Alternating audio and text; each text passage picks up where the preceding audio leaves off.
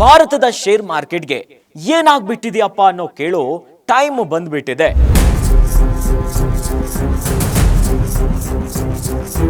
Trump ಅಧ್ಯಕ್ಷ ಆಗ್ತಿದ್ದಂತೆ ಭಾರತದ share market ನಲಗು ಹೋಗಿಬಿಟ್ಟಿದೆ. 7 lakh ಕೋಟಿ ರೂಪಾಯಿ ಭಾರತಕ್ಕೆ ಹೊಡೆತ ಬಿದ್ದುಬಿಟ್ಟಿದೆ. ಗ್ಯಾರಂಟಿ ಗ್ಯಾರಂಟಿ ಗ್ಯಾರಂಟಿ, ಇದು ಗ್ಯಾರಂಟಿ ನ್ಯೂಸ್. ಸುದ್ದಿ ಖಚಿತ, ನ್ಯಾಯ ನಿಶ್ಚಿತ. ನಾನು ಅಖಿಲೇಶ್ ದಬ್ಬೆಕಟ್ಟೆ. ಈ ಪಟ್ಟಣಕ್ಕೆ ಏನಾಗಿದೆ ಅನ್ನೋ ಮಾತನ್ನ ನೀವು ಕೇಳೇ ಇರ್ತೀರಿ. ಆದ್ರೆ ಈಗ ಭಾರತದ ಶೇರ್ ಮಾರ್ಕೆಟ್ಗೆ ಏನಾಗ್ಬಿಟ್ಟಿದೆಯಪ್ಪ ಅನ್ನೋ ಕೇಳೋ ಟೈಮ್ ಬಂದ್ಬಿಟ್ಟಿದೆ. ಹೌದು, ನಿನ್ನೆಯಷ್ಟೇ ಅಮೆರಿಕದ ನೂತನ ಅಧ್ಯಕ್ಷರಾಗಿ ಡೊನಾಲ್ಡ್ ಟ್ರಂಪ್ ಅವರು ಅಧಿಕಾರವನ್ನ ಸ್ವೀಕರಿಸಿದ್ರು. ಇನ್ನು ಟ್ರಂಪ್ ಅಂದಾಕ್ಷಣ ಮೊದಲು ನೆನಪಾಗುತ್ತೆ ಟ್ರಂಪ್ ಅವರ ನಿರ್ಧಾರಗಳು, ಹೊಸ ಹೊಸ ಯೋಜನೆಗಳು ಯಾವ ರೀತಿಯಾಗಿ ಕೈಗೊಳ್ತಾರೆ ಅಂತ. ಆದರೆ ಟ್ರಂಪ್ ಅಧ್ಯಕ್ಷ ಆಗ್ತಿದ್ದಂತೆ ಭಾರತದ ಶೇರ್ ಮಾರ್ಕೆಟ್ ನಲಗು ಹೋಗಿಬಿಟ್ಟಿದೆ. ಅಯ್ಯೋ, ಇದೇನು ಹಿಂಗೆ ಹೇಳ್ತಾ ಇದ್ದೀನಂತ ಯೋಚನೆ ಮಾಡ್ತಿದ್ದೀರಾ? ಒಂದಲ್ಲ ಎರಡಲ್ಲ, ಬರೋಬ್ಬರಿ 7 ಲಕ್ಷ ಕೋಟಿ ರೂಪಾಯಿ ಭಾರತಕ್ಕೆ ಹೊಡೆತ ಬಿದ್ದುಬಿಟ್ಟಿದೆ. ಈ ಬಗ್ಗೆ ಒಂದು ಕಂಪ್ಲೀಟ್ ಡೀಟೇಲ್ಸ್ ಇಲ್ಲಿದೆ ನೋಡಿ. ಸತತ ಏರಿಕೆ ಕಾಣ್ತಿದ್ದ ಶೇರ್ ಮಾರ್ಕೆಟ್ ಸೂಚಕಗಳು ಮಂಗಳವಾರ ದಿಢೀರಂತ ಕುಸಿತದ ಹಾದಿಗೆ ಮರಳಿವೆ. ಕರಡಿ ಕುಣಿತಕ್ಕೆ ಮಾರುಕಟ್ಟೆ ಅಕ್ಷರಶಃ ನಲುಗಿ ಹೋಗಿದ್ವು. ಹೂಡಿಕೆದಾರರು ಒಂದೇ ಒಂದು ದಿನದಲ್ಲಿ ಭಾರಿ ನಷ್ಟವನ್ನ ಅನುಭವಿಸಿಬಿಟ್ಟಿದ್ದಾರೆ. ಹೌದು, ಅಮೆರಿಕದ ಅಧ್ಯಕ್ಷ ಡೊನಾಲ್ಡ್ ಟ್ರಂಪ್ ಅವರ ಸುಂಕದ ನೀತಿಯು ದೇಶೀಯ ಷೇರುಕಟ್ಟೆ ಮೇಲೆ ಪರಿಣಾಮ ಬೀರಿದೆ. ಮಂಗಳವಾರ ನಡೆದ ವಹಿವಾಟಿನಲ್ಲಿ ಮುಂಬೈನ ಷೇರು ಮಾರ್ಕೆಟ್ ಸೂಚಕ ಸೆನ್ಸೆಕ್ಸ್ 7 ತಿಂಗಳ ಕನಿಷ್ಠ ಮಟ್ಟಕ್ಕೆ ಕುಸಿದು ಬಿಟ್ಟಿದೆ.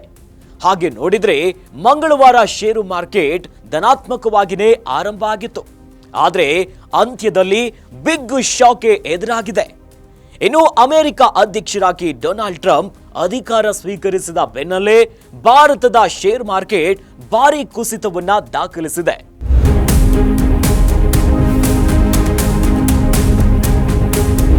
ಒಂದೇ ದಿನ 1235 ಅಂಕಗಳಷ್ಟು ಕುಸಿತವನ್ನ ಕಾಣುವುದರ ಮೂಲಕ 7 ತಿಂಗಳ ಕನಿಷ್ಠ ಮಟ್ಟಕ್ಕೆ ಇಳಿದು ಬಿಟ್ಟಿದೆ. ಇದರಿಂದ ಹೂಡಿಕೆದಾರರ ಸಂಪತ್ತು ಒಂದೇ ದಿನ 7.5 ಲಕ್ಷ ಕೋಟಿ ರೂಪಾಯಿಯಷ್ಟು ನಷ್ಟ ಆಗಿದೆ. ಟ್ರಂಪ್ ಅವರು ಅಧ್ಯಕ್ಷರಾಗಿ ಪ್ರಮಾಣ ವಚನ ಸ್ವೀಕರಿಸಿದ ಬೆನ್ನಲ್ಲೇ ಭಾರತಕ್ಕೆ ಈಗ ದೊಡ್ಡ ಹೊಡೆತ ಆಗಿದೆ.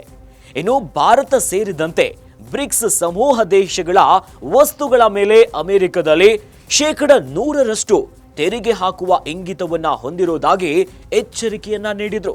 ಈ ಹಿನ್ನೆಲೆಯಲ್ಲಿ ವಿದೇಶಿ ಹೂಡಿಕೆದಾರರು ವಿಚಲಿತರಾಗಿ ಭಾರೀ ಪ್ರಮಾಣದಲ್ಲಿ ಷೇರುಗಳನ್ನ ಮಾರಾಟ ಮಾಡಿದ್ದಾರೆ ಅಂತ ಹೇಳಲಾಗ್ತಿದೆ.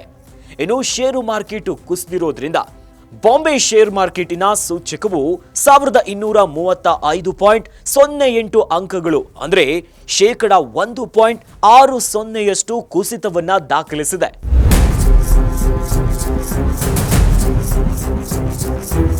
ಇನ್ನು ಎನ್ಎಸ್ಸಿ ಸೂಚಕವು 320.10 ಅಂಕಗಳ ನಷ್ಟದೊಂದಿಗೆ ಅಂದ್ರೆ 1.37 23,024.65 ಅಂಕಗಳಲ್ಲಿ ವಹಿವಾಟನ್ನ ಮುಗಿಸಿತು. ಒಂದೇ ದಿನ ಹೂಡಿಕೆದಾರರ ಸಂಪತ್ತು 7.5 ಲಕ್ಷ ಕೋಟಿಯಷ್ಟು ಕರಗಿಬಿಟ್ಟಿದೆ. ಟ್ರಂಪ್ ಅಧಿಕಾರ ವಹಿಸಿಕೊಂಡ ಮೊದಲ ದಿನವೇ ನೆರೆಯ ದೇಶಗಳ ಮೇಲೆ ಸುಂಕವನ್ನ ಹೆಚ್ಚಿಸುವುದಾಗಿ ಘೋಷಿಸಿದ್ರು. ಇದು ಜಾಗತಿಕ ಷೇರು ಮಾರ್ಕೆಟ್ಗಳ ಮೇಲೆ ಪರಿಣಾಮ ಬೀರಿದೆ. ಅಲ್ಲದೆ ಡಿಸೆಂಬರ್ ತ್ರೈಮಾಸಿಕದಲ್ಲಿ ಆದ ಭಾರಿ ಬದಲಾವಣೆಯೂ ಕೂಡ ಇಲ್ಲಿ ಮಹತ್ವದ ಪಾತ್ರವನ್ನ ವಹಿಸಿದೆ. ಇನ್ನು ರೂಪಾಯಿ ಮೌಲ್ಯದ ಕುಸಿತ ಕೂಡ ಮುಂದುವರೆದಿದೆ. ಕರೆನ್ಸಿ ವಿನಿಮಯ ಮಾರುಕಟ್ಟೆಯಲ್ಲಿ ಮಂಗಳವಾರ ಆರಂಭಿಕ ವಹಿವಾಟಿನಲ್ಲಿ ಏರಿಕೆಯನ್ನ ಕಂಡಿದ್ದ ರೂಪಾಯಿ ಮೌಲ್ಯ ವಹಿವಾಟಿನ ಅಂತ್ಯಕ್ಕೆ 13 ಪೈಸೆ ಇಳಿಕೆಯಾಗಿದೆ. ಪ್ರತಿ ಡಾಲರ್ ಮೌಲ್ಯ 86.58 ಆಗಿದೆ. ಈ ಮೂಲಕ ಭಾರತದ ರೂಪಾಯಿ ಮೌಲ್ಯ ಕೂಡ ಕುಸಿತದೊಂದಿಗೆ ದೊಡ್ಡ ಸಂಕಷ್ಟಕ್ಕೆ ಎದುರಾಗಿಬಿಟ್ಟಿದೆ ಭಾರತದ ಆರ್ಥಿಕ ವ್ಯವಸ್ಥೆ.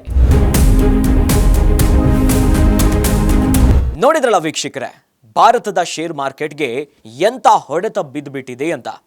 ಒಟ್ಟಲ್ಲಿ ಭಾರತದ ಶೇರ್ ಮಾರ್ಕೆಟ್ ಯಾವ ರೀತಿಯಾಗಿ ಮೇಲೆದ್ದು ಬರುತ್ತೆ, ಇದರ ಜೊತೆಯಲ್ಲಿ ಮುಂದಿನ ಬಜೆಟ್ ಮೇಲೂ ಕೂಡ ಎಲ್ಲರ ಕಣ್ಣಿದೆ. ಇನ್ನು ಮುಂದೆ ಟ್ರಂಪ್ ಅವರ ನಿರ್ಧಾರಗಳು ಯಾವ ರೀತಿಯಾಗಿರುತ್ತೆ, ಇದರಿಂದ ಭಾರತಕ್ಕೆ ಹೆಂಗೆಲ್ಲ ಹೊಡೆತ ಬೀಳುತ್ತೆ ಅನ್ನೋ ಒಂದು ದೊಡ್ಡ ಪ್ರಶ್ನೆ ಇದೆ. ಯಾಕಂದ್ರೆ ಟ್ರಂಪ್ ಅವರ ಈ ಹಿಂದೆ ನೋಡೋದಾದ್ರೆ ಅವರ ನಿರ್ಧಾರಗಳು ಭಾರತದ ವಿರೋಧಿಯಾದಂಥ ನಿಲುವುಗಳನ್ನ ಕೂಡ ಗಮನಿಸಬಹುದು. ಹೀಗಾಗಿ ಮುಂದೆ ಯಾವ್ಯಾವ ಬದಲಾವಣೆ ಆಗತ್ತೆ ಕಾದು ನೋಡಬೇಕು. ಇನ್ನಷ್ಟು ಸುದ್ದಿಗಳಿಗಾಗಿ ನೋಡ್ತಾ ಇರಿ ಗ್ಯಾರಂಟಿ ನ್ಯೂಸ್. ಗ್ಯಾರಂಟಿ ನ್ಯೂಸ್, ಸುದ್ದಿ ಖಚಿತ, ನ್ಯಾಯ ನಿಶ್ಚಿತ.